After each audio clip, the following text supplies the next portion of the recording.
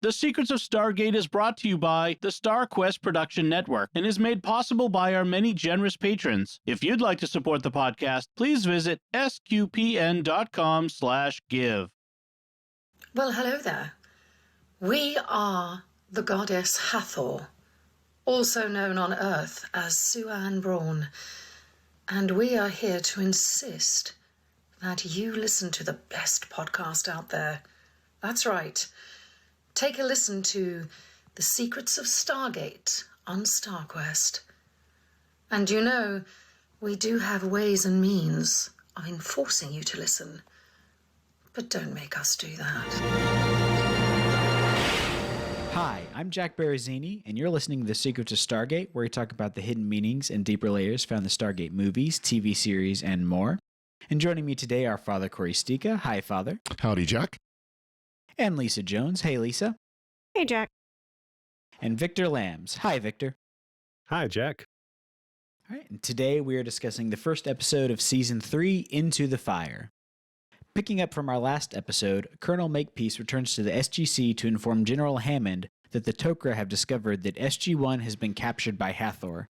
Hathor implants the symbiote into O'Neill, but he is placed in cryostasis by Malinga, an undercover Tok'ra who was previously posing as Dr. Raleigh. Makepeace and his men break into the base and rescue Sam and Daniel, but are unable to rescue Jack. They flee through the Tok'ra tunnels, but are blocked by the gold energy field around the Stargate.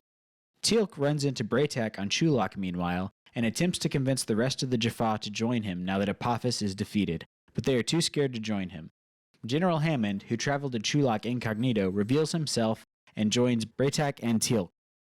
Together with Bra'tac, they uncover an old Goa'uld fighter and begin their plan to rescue Jack and the rest of SG-1. Back in the fake SGC, Samantha rescues Jack from the cryostasis, which has killed the Goa'uld within him. They're ambushed by Hathor, but Jack is able to yeet her down a foggy shaft a la Palpatine in Return of the Jedi. Sam and Jack confront the Goa'uld guarding the Stargate, but Jack's awful Goa'uld impression does not free them. Teal'c and Hammond come in guns a-blazing with their starship, and they are rescued. I really, really liked this episode, I gotta say. It was a lot of fun. This one was a little more fun. We didn't have any flashbacks, which is a good thing. Yeah, definitely. One thing we forgot to mention last week when we talked about the previous episode, Out of Mind, is Dr. Raleigh, who we find out is the Tok'ra agent, was played by Samantha Ferris, who she should look familiar if you watch things like V in the 4400, Supernatural. She's one of those that she shows up like everywhere. Oh, nice. Yeah, she has one of the most poignant death scenes on Supernatural in season 5. Just nice. Sticks with you. Nice. Yeah, it is funny when you see all these sci-fi shows, like a lot of the Sci-Fi Channel shows, or like the CW shows, or now like the new Star Trek shows or X-Files, like they're all made in that Vancouver area, and so you see like the same actors over and over again in all these different roles. So it's kind of fun to like point out who's been in what. Exactly. But yeah, I was, like I said, this is a really fun episode, and it's a really good way to open the third season. I really liked just the way the episode was framed and shot, like the directing. Like you get that opening scene with the tracking shot of Makepeace coming into the SGC. Like I really like that. It sets up that tension that you get. So that was a lot of fun. But yeah, what were your thoughts on this episode, Father? I did enjoy it. You know, it really wasn't a super deep episode, but it was just, like you said, it's kind of a fun episode, and just, yeah, you know, and it was, you know, lots of action and lots of running around corridors, as Doctor Who is so well known for as well. But yeah, I kept expecting to hear dun dun dun dun dun dun dun dun dun, and that's, you know, like Dr. Triumphant theme as they were just running around yelling and stuff. Yeah, definitely. What about you, Lisa? I think it's a great start to season 3, which is a even better season than season 2. I think they just keep getting better every year. And so for people who weren't necessarily really familiar with the show before this, I think it gave them a nice, you know, kind of starting point, right? So that they could kind of catch up with what's going on. You had Teal'c really showing off as a new leader of the Jaffa, trying to, get them to rebel against now that Apophis is dead. And then, gotta love Hammond. You get Major Davis back. Walter's back. It's just kind of, I don't know, it was kind of energetic, even though, like Father Cory said, there's not a lot of plot stuff going on. It's a really fun episode to start the season with. Yeah, definitely. It keeps moving. Like there's no real slow points, and it's one that keeps your attention the whole time, which is nice. Mm-hmm. What about you, Victor? Yeah, I would say the word is like frenetic. There's a lot of activity going on, but it kind of leaves me cold. And this is a trap that I think Stargate kind of falls into in later seasons, where it confuses like a lot of activity for story. Yeah. So there's a lot going on, but it's kind of like sound and fury signifying nothing. You know, there's not a lot of character development. There's not a lot that really builds the world or anything. It's just, you know, people go here, they run around, they go into the tunnels. Oops, they come out of the tunnels. You know, there's a lot of plot holes when you start thinking about it. So I'm kind of flat on this one. It's not a bad episode. And if they were trying to bring new viewers in by having like a episode that is packed full of jam, then this is what they have done. But it doesn't really do a lot for the show for me.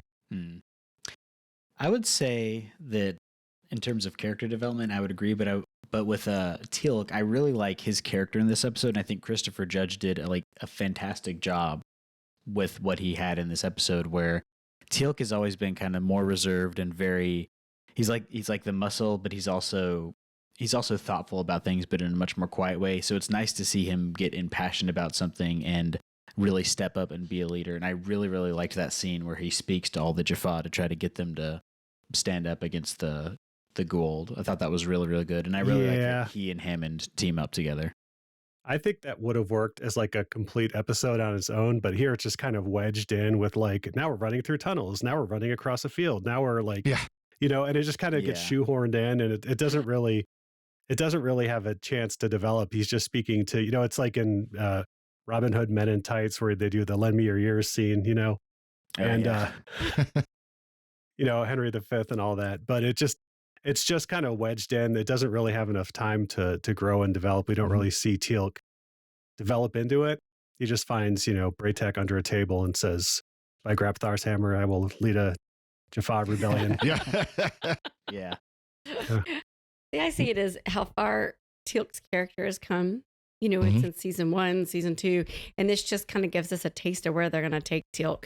And they really do. He becomes the leader of the Rebel Jaffa. So I loved it. And of course, the Dawn S. Davis, General Hammond showing up there was like icing on the cake to say, who's going to follow me? And there's like nobody except for Hammond of Texas. Yeah. Yes. There was like one Jaffa, and I kind of wonder what his deal was. Like did he forget to leave or something? I got nothing better to do. Just like, he's like, what, was there going to be coffee or something? Donut? So I'll wait and see. Yeah. Now, did you notice they reused the set? That was what's his name? Teal'c's friend who betrayed him. What was the guy's name? Oh yeah, Frotek. Do you notice that was I assumed that was the same house, or at least the same set? I mean, maybe the Jaffa are doing that thing that you see in so many neighborhoods now that just are popping up. You got like 3 templates you can pick from, and there you go. There you go. I assumed it was Frotek's house because that's kind of like, you know, the last place he saw his family, Teal'c did. Yeah. So it would make sense to go there first because his own house has been kind of like destroyed. Yeah. Yeah. And I think throughout the previous 2 seasons, I think they've laid enough of the groundwork for Teal'c to take this step. Mm-hmm. So I liked that. Yeah. I like that he's moving forward. And General Hammond yelling yeehaw after he blows up the towers, it just kind of made the whole episode. Yeah. Yeah. The needle threader was very cool. We don't see the needle threader ever again, but it obviously inspires the puddle jumpers later on in Atlantis. Yeah. But I could have done with more needle threaders. I loved Hammond's reaction too of like, what do you mean by thread the needle? And then as soon as Teal'c punches it, just that look on his face like, oh boy. Yeah. Jumping ahead a little bit, but I felt kind of sorry for the Jaffa and like the towers. Because they get like the dorkiest little like heads up display or something, and there's no tactical advantage to these towers like whatsoever. They're just stuck up there, very exposed. Well, you know, after the Death Star exploded, there were parts left over, so that's what they used. I mean, exactly. Yeah. Yeah. They were like They were like deer stands, but without any camouflage. Yeah. Yeah, exactly. There's a lot that like tactically doesn't like make sense about this episode. It's like, okay, we've established that the Jaffa have like taken over the gate. They're behind a force field. Earth can still dial out to communicate with the SG teams. Why don't they send through a bomb or something, blow up all the Jaffa that are behind their little force field, Yeah. right? Or send through a couple squads of Marines or something. You know, it's Because Well, they Major do- Davis said no. Yeah, Yeah. they address like they do address Yeah, that well. where he says they're not allowed to. So I guess they do kind of. Major Davis kind of plays the no man, at least in this one. Yeah, that was an odd. I guess it was just so you could have General Hammond go off and team up with the Jaffa, but it was odd that they kind of had that little bit in there about, well, we're not going to go try to rescue anybody. yeah, Even it's like we though- have we have a chance to like capture a Gould, rescue SG-1, who have saved the world like twice now at this point. And Yeah. I also I feel like my two biggest qualms of this episode would be I feel like they could have taken what was in this episode and stretched it out to fill those gaps in the previous episode, because I feel like it wraps up too quickly the way Jack just kind of throws Hathor off and it's done, and they Yeah. think she's gone, but I'm going to assume she's not. And then also the whole subplot where he gets the gold in him, we don't really see any sort of anything from that. They just put him in the freezer and then the gold's gone. So I feel like Well, there that- wasn't even that the didn't go anywhere. there wasn't even the usual response where like it's almost instantly that as soon as the symbiote enters the body, the eyes Yeah. flash. It's like, oh, we got to do this quick before it takes over. It's like most everybody else, it taken over in about 5 seconds. Yeah. Jack Well, must and be Hathor special. Even says this is going to take a while. Yep. Yeah. So I think that's the last we see of Hathor too.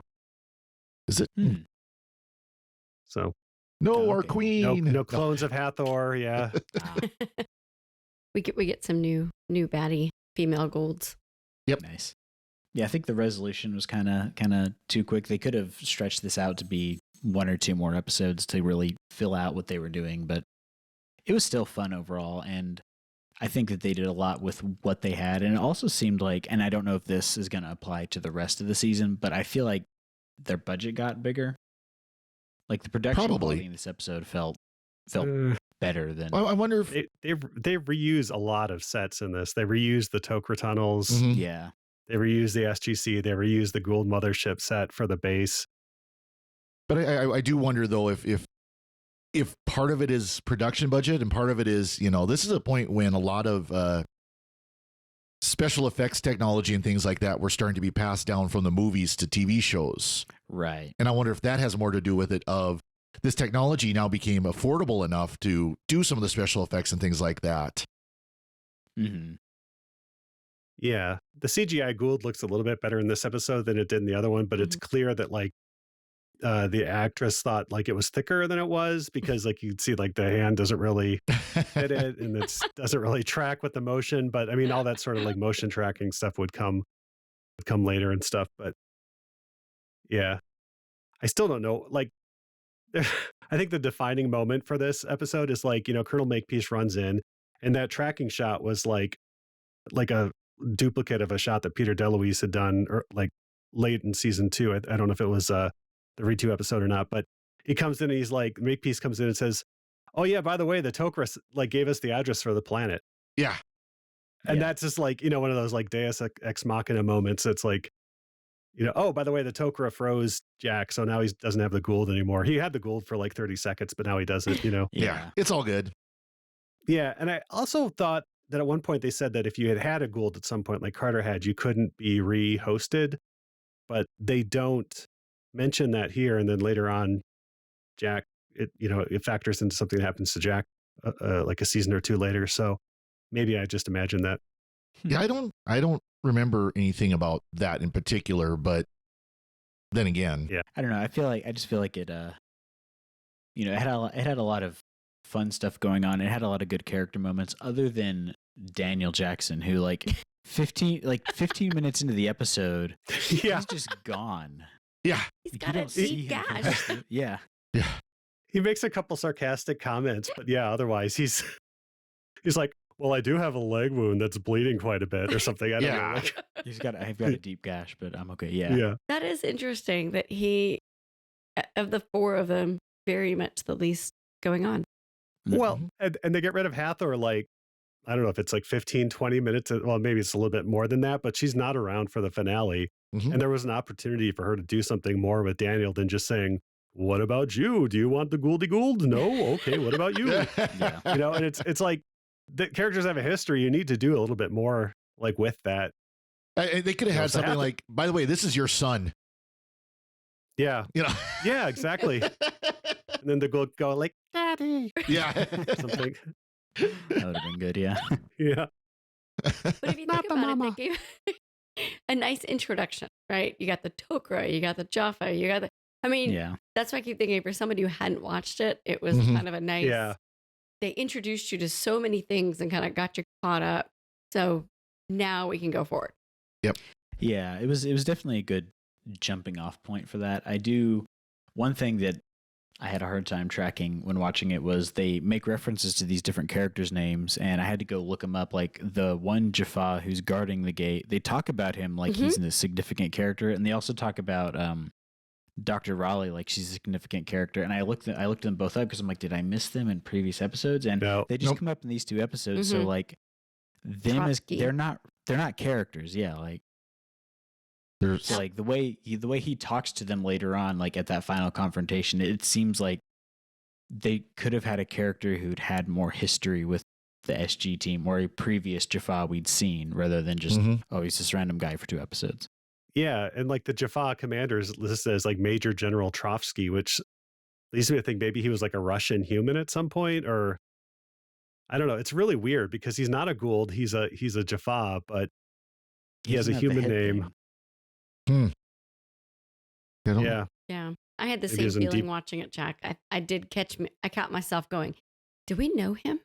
Well, he was Major General just because he was playing the part of, the supposed new commander, commander Yeah, I of guess SGC up in the future. And that's why he was Yeah. he was labeled that, but he was clearly, some random Jaffa. Yeah. That's True. That's true. Yeah, And maybe that was actually his name, he just had a Jaffa name that sounded close enough to a Yep. human name that they just kept it. Yeah. But he gets a cooler outfit than most Jaffa. Exactly. Yeah. I don't know though. His hairdo, and this has been one of my issues with a lot of the costuming of the Jaffa, is that it just looks like your random Joe off the street in weird armor. Like they don't look like space aliens. Well, and like elite forces. I mean, they're supposed to be Yeah. like these elite warriors, and it's like, no, they're just dude, Yeah. On the other hand, Hathor is probably just like scraping by with whatever, she can manage, right? It's like you True. okay, you could be the Jaffa, yeah. Hmm. Just give me your tummy and your Jaffa. Yep. Yeah. You're in the club. I read somewhere once that a lot of the actors who play the Jaffa were bouncers at all the local bars there in Vancouver. Oh, that's funny. Nice. because you got to find all Right. these big Yeah. muscly guys. And Wait, a lot of them don't throw me out. Don't throw me out. I'll get you on TV. Yeah. Just let me have one Yeah. more drink. Yeah, Brad Wright bar hopping. You should be on my TV show. You would be a very, very good actor. And I know this is something that we've tracked previously, but we get a big Jack and Sam ship moment in this episode. Uh-oh. Yeah, we do. I did not pick up on that. Really? They hug for like 3 minutes A straight. long time. He was cold. Yeah. Oh, I mean, sometimes like warming someone up from cryogenic freezing hug is just a warming someone up from cryogenic freezing hug. I mean, Sure. It At seemed least like get more. close Just- on this time. yeah. Just like Yeah. the accidental look he had last episode. Right. And then when he got her in the hallway, put his hand over his mouth, and then just held on to her for a good, 10 minutes. Sure. Yeah. Mhm. Yeah, we're not 100 days episode isn't this season. Yeah. Sure. So we've established that Jack O'Neill's handsy, but Yeah. Wouldn't fly in this I was going to say yes. 2021, yeah. but it's 2022 now. Happy New Year. Yeah. Yeah, but I did think it was funny that they kind of just forgot Daniel Jackson like Yeah. a fourth of the way into the episode. Yeah, he's hurt. They- Let him hang they out in the forgot. tunnels. He's fine. Yeah. Well, I kind of forgot that we forgot him. So Yeah. Yeah. Yeah. That's That's how significant of a role he played. They forgot Daniel Jackson, but they did remember to include a Monty Python reference. As Jack is walking up to Jafar talking about how Hathor's dead, he's like, "She's dead. She is no more. She is an ex-queen." Oh Just yeah, from the the ex-parrot. parrot Yep. sketch. Yeah, yep, Oh, nice. yeah. I did not catch that. That's awesome. I do like I liked a lot of the effects in this episode too, like that shield they have, and I like it does the thing that you often don't see, and when you have like energy fields in science fiction, is that it just continues through the ground, like it's forming like a sphere. Mm-hmm. It was a nice. Yeah, nice but I little wonder, twist. like, that would drain a lot of energy because you're shielding like the ground at that point, right? I mean, Isn't that what Carter said? Yeah. is that what she said? Well- oh yeah, it would take. Yeah, you're right. They had like It does. a generator that was bigger than the fake Stargate. I mean, Yeah. Yeah, I guess that's true. That's true. It was a bunch of those like anchor power bricks just like daisy chained together. yeah, there Yeah. you go. A couple of car batteries. Yeah. That's another thing. I know I made a reference to Return of the Jedi in the summary, but this is also kind of a Return of the Jedi plot. You got to blow up the shield generator, which is located up. Oh, yeah. Oh yeah, Yeah, and of course you got to have It was have like- the big yeah. power switch that opens up the massive door. Yeah. that was cool. I did like that. I mean, the very unnecessary like back panel that opens up to show. Yeah. And of course, our son was it this episode. Our son caught like right away that like in the main SGC the lights are like square behind the gate, but in the fake one Yep. they're circular. They're Wow. round. Well, Yeah, that shows it's futuristic. yeah, that's right. No, but that was cool when the wall pulled away and stuff. But it was a very like Return of the Jedi. Like you have the battle happening on like 3 frontiers. You have it happening in the base, under the ground, and at the gate and stuff. And yeah, it was very compressed. Obviously for time. Yeah. So I kind of assumed that this was not Hathor's end, but I guess based on what y'all are saying, it is. And No. it's kind of if that's the case, then that's kind of like a dud end. I was going off the show me Yeah. the body like assumption that we didn't see her dead body, so therefore she must not be dead. But Yeah, she fell in the fog machine. She's gone. and Dr. Raleigh, my symbiote may yet heal me. It may yet, but we won't ever see you again either way. I liked that bit because she appears to die, and then Yeah. like, right at the convenient moment when we need some exposition, she just like wakes back up and then looks over at them. I'm not quite dead Not yet. dead yet. Yeah. Yeah.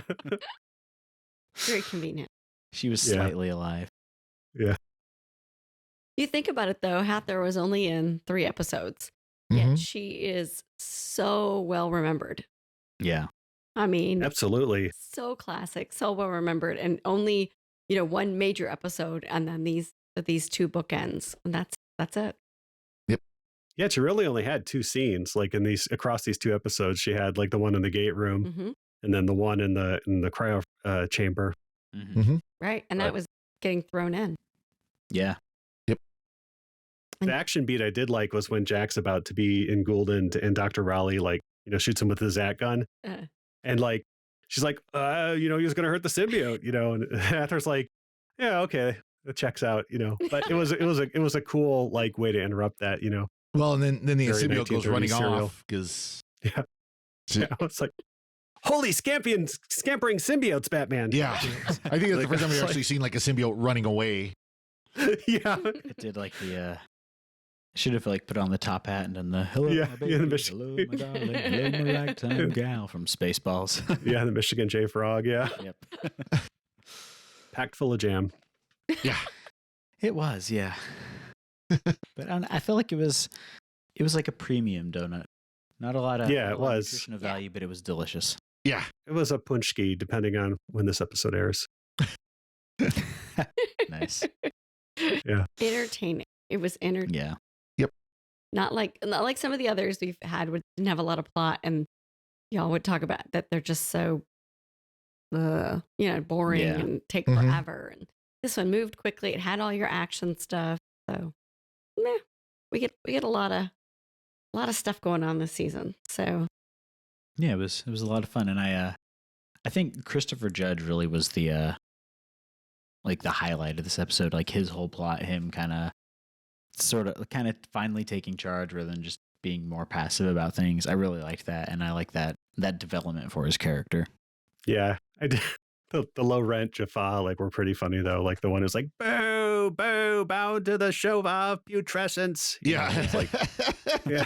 Yeah, you got random upset woman. Yeah. The Jaffa are very disorganized, as we see in this particular episode. Yeah. And they find Braytek under a table. I didn't beaten up, and it just looked funny that Teal'c's like, oh, here's Braytek under a table. Yeah. That just amused me. Maybe he was just taking a hanging out. depression nap under the table. Yeah. Yeah. Nice. Yeah, but overall, I have to agree. There's not a lot of plot. There's a lot of plot holes, but it was fun and it was shiny, so I was okay with it. Yeah. I did like, they had the stereotypical all people stepping forward.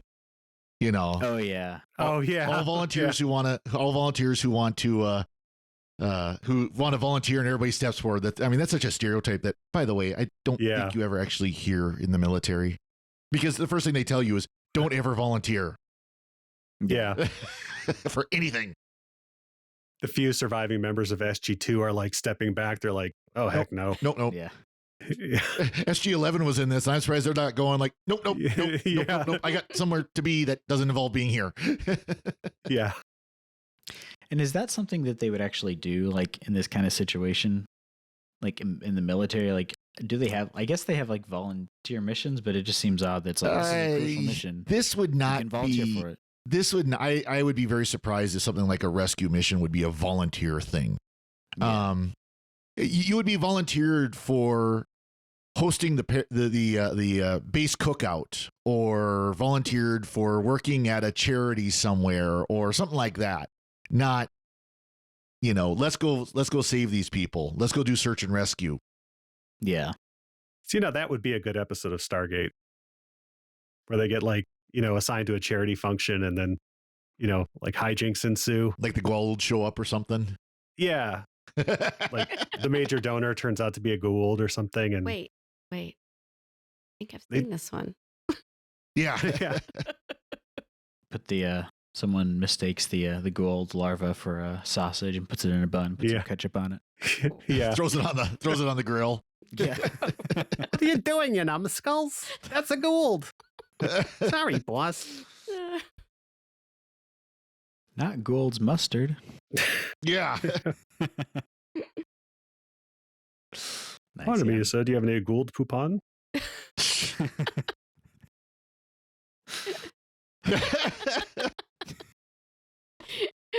Did you talk about the royal we? Yes. We? No, we didn't. We did not. I liked how when Jack throws her in, he uses the royal we too. Yeah. Oh, absolutely. Yeah. Nice little touch, because so Anne Braun, even on Twitter now, she uses, when she's doing her Hathor stuff, she uses the royal we.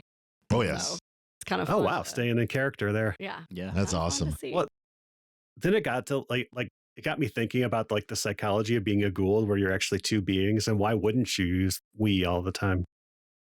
Granted, the human self is suppressed and really doesn't have a will Yeah. to be expressed. Yeah. So it's really one being, but you still would you'd be like we. It's and the human guy would be still speaks for yourself. Yeah. Yeah. So you're saying Goa'ulds have multiple personality disorder? Well, you could. That would be a good episode too, where there's actually a schizophrenic Goa'uld. I know they did that on Star Trek with Trill and stuff. Yep. No, we Yeah. have that. Do we? No. Okay. It's a girl, and she's in a glass cage. Am I crazy? I don't remember that episode, but I'm looking forward to it now. Yeah. That'll be interesting to see. Yeah, I did see someone describe the Goa'uld as evil Trill, which I guess kind of works out. Yep. It took us almost 40 minutes to get our Star Trek reference, so there we go. Yeah. Was it Yeah. that long? Yeah. We had Doctor Who early, but not Star. Yeah. Yeah. Do you want to talk about what we're looking forward to seeing this season, or? I'm looking forward to seeing the season, because I feel like the show has increased in quality season over season, so I'm excited to see what we got coming up. Although I do have to say, I was looking ahead and I see that there's one episode where they go to a medieval Christian planet, and I'm gonna be interested to see how poorly that's handled. I haven't even looked through the upcoming season. Yeah, the next one's an Earth-based episode, Well, right? yeah, that was not too bad. Was that our Waco analog episode? Something like that. Yep. Nice. And you got Legacy, we- which is a very Daniel Jackson centric, right? Yep. He goes Oh, Learning Curve. I like that one a lot. That one's like dark. learning. That's where they like the kids learn everything and then Ooh. Point of View is our first real alternate reality kind of episode. Yep.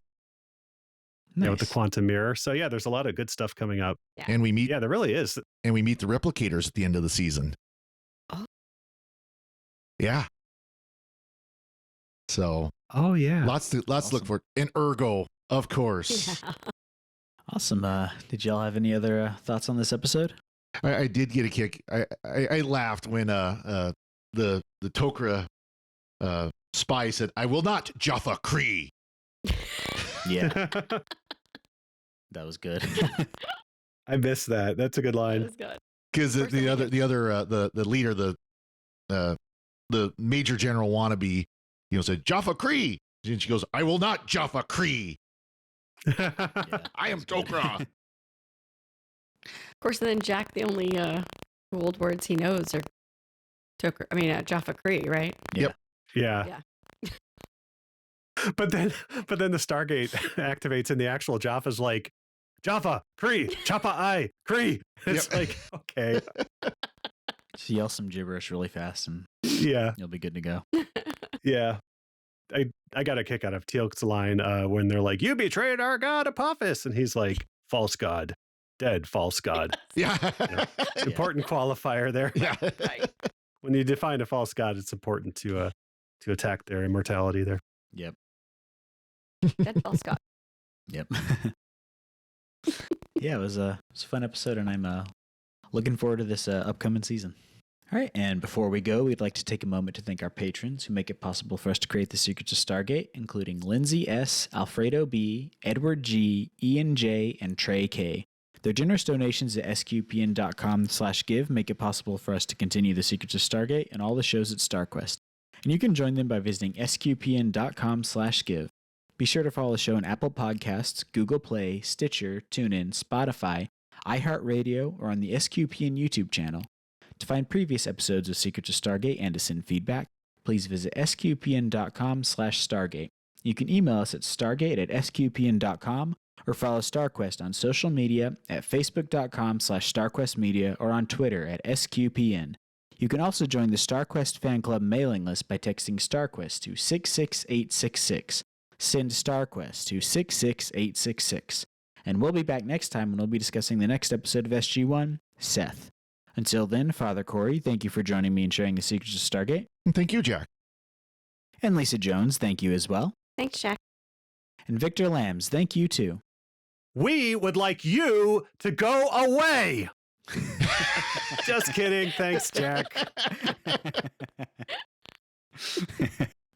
And once again, I'm Jack Barazzini. And remember, you heard me, I said Kree. And thank you for listening to the Secrets of Stargate on StarQuest. That was good, Victor. I like that. That's awesome.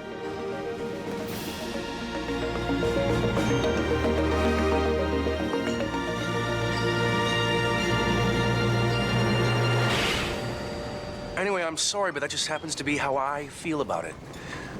What do you think?